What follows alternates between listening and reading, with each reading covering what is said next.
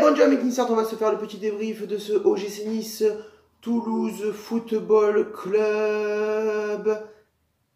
Eh ben putain, fait raquer, hein. Fait raquer, ouais, raquer ça veut dire vomir en fait, hein. Pour ceux qui ne comprennent pas le niçois, raquer ça veut dire vomir. Donc pour les pronostics gagnants, on commence direct par ça. Je crois qu'il n'y a pas de gagnant. Non. S'il y en a un, mais j'ai pas envie en fait de le dire. J'ai pas envie.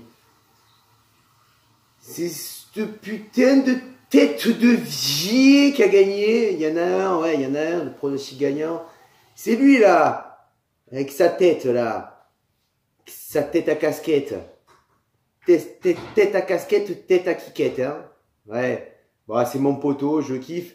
Voilà, c'est Steve, supporter of Marseille, qui avait pronostiqué le 1 partout face à Toulouse. Voilà, c'est le gagnant de ce pronostic. Je te félicite. Pas? Bon, ben ouais. Voilà, donc pour le pronostic gagnant, c'est bon. On va se mettre la petite composition juste ici, la compo de match. Hein, avec un petit retour de Boskali à gauche. Voilà. Erel à droite et la défense, la charnière centrale, Sarr et El Commandante, hein, comme toujours. Le milieu de terrain, Barbosa, Tamézé, Cyprien, milieu de terrain que j'aime bien quand même. Parce que en ce moment, on ne va pas se le cacher, mais Pierre Lesmelou, il n'est pas au niveau. Il n'est pas au niveau. Et du coup, je trouve que de mettre Barbosa à la place de Lesmelou, c'est plutôt pas mal. En attaque, côté droit, Attal. Enfin, il revient sur Attal, sur le côté droit. C'est bien. C'est bien parce qu'on a besoin d'Attal sur ce putain de côté droit. Ensuite, Saint-Maximin de l'autre côté. Par contre, toujours, je comprends pas. Makengo en pointe. Putain, mais moi, Issane Sako, bordel de merde. Il est là, il est de retour de blessure. C'est un attaquant, c'est son métier. Son métier, c'est de mettre des buts. Mais moi, Issane Sako. Mais pas Makengo. Ne me mets pas Makengo, je te dis! Putain! Ne me mets pas Makengo! Excuse, le chat, il s'est cagué dessus. Hein, il a eu peur. Excuse-moi. Non, mais voilà, putain, ça m'énerve, ça m'énerve. Donc, pour les 15 premières minutes du match, ah, le chat, il s'est vraiment cagué, il est parti. Pardon. Donc, on a quand même une équipe niçoise qui domine au niveau des actions offensives. Parce qu'on est quand même assez offensif, mais on n'est pas, niveau finition, on n'est pas au top. Hein. On a Attal qui est omniprésent encore sur le côté droit, puisqu'il a été préféré latéral droit plutôt que arrière droit. Il est omniprésent, il est partout. Le mec, on dirait retour vers le futur. C'est-à-dire qu'à un moment donné, il est derrière, tu le vois devant, tu ne sais pas comment il a fait. Tu sais pas comment il a fait pour arriver devant le mec. Il est là, il est présent, Attal. Il est là, il est présent. Après, le match, je trouve, en début de match, le match, il est vachement mou. Au niveau de l'apport offensif, on n'a pas de soutien, on n'a pas de présence en surface de réparation. Dans les 16 mètres 50, les derniers 16 mètres 50, il y a des guions. Il y a des guions. Il y a des guions. Voilà, il faut le dire. Après, pour tous les supporters toulousains, je fais une pub pour une page YouTube. C'est LOL Piquioz. Il fait des débriefs de matchs. Il fait des débriefs de tous les matchs un peu. Voilà. Et il est supporter toulousain. Donc je sais qu'il y a pas mal de supporters toulousains qui me regardent.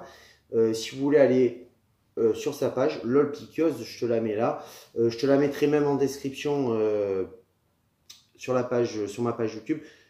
Tu cliques, tu verras. Normalement, il va faire le débrief de Toulouse-Nice. Voilà, c'est un poteau à moi. Donc tu peux y aller. Ensuite, sur l'accélération d'Erel. Erel qui fait une accélération, papa. Il m'a tué sur l'accélération. Parce que Erel qui fait une accélération, quand même, c'est juste magique.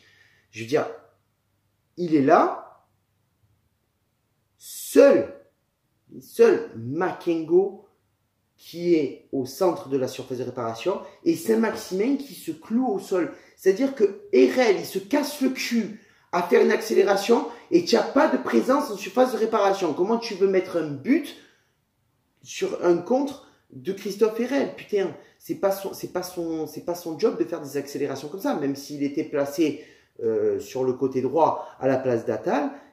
C'est pas son but. Il y a un gros manque de précision ou il y a un gros manque de présence dans ce match. Pourtant, on se rapproche de plus en plus de la surface de réparation toulousaine.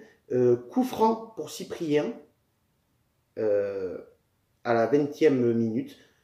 Il frappe côté ouvert et ça fait but. Enfin, un but de Cyprien sur coup franc. Ça fait plaisir. Parce que ça faisait un moment qu'il n'avait pas mis de but sur coup franc. C'est quand même... Cyprien, c'est notre seul joueur à l'OGC Nice qui est capable de frapper des coups francs et de mettre des buts. Voilà. Et là, à ce moment-là, enfin, il ouvre la marque. Juste récompensé de ces 20 premières minutes qu'on fait face à Toulouse. Et à la 22e minute, on a encore à nouveau un coup franc frappé par Cyprien. Il trouve la transversale. Et un Cyprien en feu, hein, vraiment... Cyprien, c'est le festival des coups francs. Il est chaud bouillant, papa. Je t'explique même pas. Et je t'explique même pas. Toulouse, après, de son côté, qui fait beaucoup de fautes. C'est pour ça qu'on a beaucoup de coups francs. Ils sont victimes un peu de la vivacité de notre attaque et la vivacité offensive de Attal, Saint-Maximin et compagnie. Du côté de Nice, on loupe le break avec Attal d'abord, puis Saint-Maximin. Bon, voilà. On est là, papa, on est là. Hein. On est présent dans ce match. On est très présent. Après, il y a des gros problèmes de finition. Nice met le TFC en souffrance avec les coups francs qui s'enchaînent, les frappes, la pression sur la défense. Le TFC ne gère pas les offensives niçoises. Nice arrive à mettre du rythme dans ce match. Ça avait été compliqué pour mettre du rythme. Ils élèvent leur niveau de jeu et mettent de l'intensité avec ce 4-4-3 qui est beaucoup plus efficace que le 5-3-2 qu'avait mis Patrick Vieira en place depuis un moment. Offensivement, on est beaucoup plus présent avec un 4-4-3 pardon, qu'un 5-3-2. Surtout qu'on peut compter sur cette super charnière centrale de Sarr et Dante qui fait le job. À la 43e minute, Saint-Maximin qui slalom, Attal qui fait l'appel, il emmène trop son ballon et du coup il se le fait piquer. Hein. Il se fait piquer dans la foulée. C'est le TFC qui organise une offensive et encore un super arrêt de Benitez qui sauve encore le match cette fois-ci. Voilà, la mi-temps 1-0 pour l'OGC Nice. En deuxième mi-temps, début de deuxième mi-temps, on est toujours porté vers l'avant. On a un peu ce même schéma tactique et ce même schéma de première mi-temps, début de première mi-temps où l'OGC Nice domine. Par contre, au bout de la 55e minute, ça change. Le TFC joue en contre. Il se montre dangereux. Il se montre pressant. Et on a du mal à gérer l'agressivité que Toulouse met dans cette deuxième mi-temps. Clairement, on subit. À la 63e minute, Tamézé qui sort pour faire entrer Les Melou pour essayer de garder le contrôle en milieu de terrain. Ouais, je suis pas chaud. Par contre, à la 67e minute, tu as quand même Makengo qui sort pour faire entrer Issane Sako. Enfin, on fait rentrer Issane Sako pour pouvoir apporter une solution offensive et créer le break.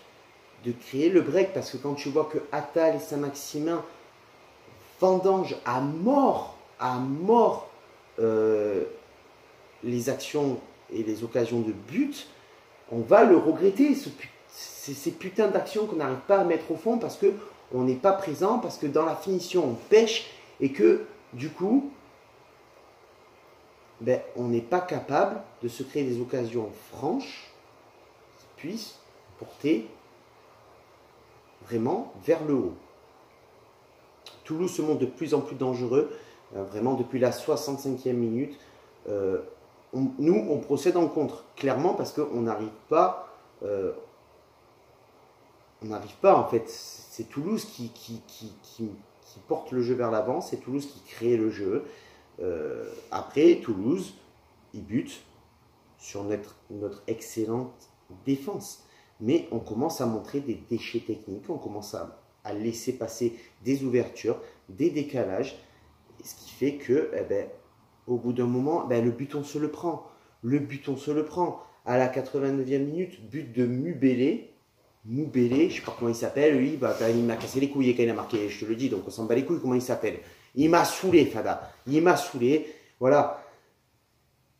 Après, c'est très honnêtement, c'est très mérité pour le TFC. Quand tu sais que la première mi-temps, elle a été pour nous, la deuxième, elle a été pour eux. Donc, Toulouse qui égalise, c'est juste récompensé. Voilà. Avec un penalty non sifflé, un peu litigieux, c'est vrai que pour moins que ça, tu as des arbitres qui auraient sifflé penalty. Bon, là, il n'a pas sifflé, il n'a même pas demandé la VAR, apparemment. Enfin, la VAR a dit que, bon, c'était de la merde, la VAR, hein, faut se le dire, qu'on se le dise, c'est de la merde. Voilà. Donc, du coup, dans le top 3, numéro 3, je ne mettrai pas Saint-Maximin, parce qu'il a été quand même assez fantomatique dans cette deuxième mi-temps. Moi, je mettrais Christophe Herrel. Christophe Herrel qui a été présent offensivement, qui a été présent défensivement. Le mec, il a fait un boulot monstre. Pour moi, numéro 3. Numéro 2, Youssef Attal. Logique, le mec, le garçon, il est là jusqu'au bout. Il lâche rien. Il pousse, il dribble, il remet. Le mec, il est inépuisable. Inépuisable. Le seul truc qui lui manquait dans ce match, c'était de marquer un but. Il ne l'a pas fait. Bon, mais pour moi, numéro 2. Numéro 1, Cyprien, qui, dans ce match, je trouve, qui a montré pas qu'il retrouve son niveau qu'il avait de l'année dernière, il y a 2 ans, mais qu'il est en progression. Que le garçon, il travaille, il met un but, il a failli en mettre un deuxième d'affilée à 2 minutes d'intervalle, pareil sur une même action, un coup franc. Après, il nous offre le point du match nul. Donc, Cyprien, numéro 1, c'est logique. Voilà. Sur ce, tu peux donner déjà ton pronostic pour le prochain match de l'OGC Nice. Tu peux y aller. Sur ce, on prend un point, ça fait raquer. Ciao viva, la Bayette et Issa Nice.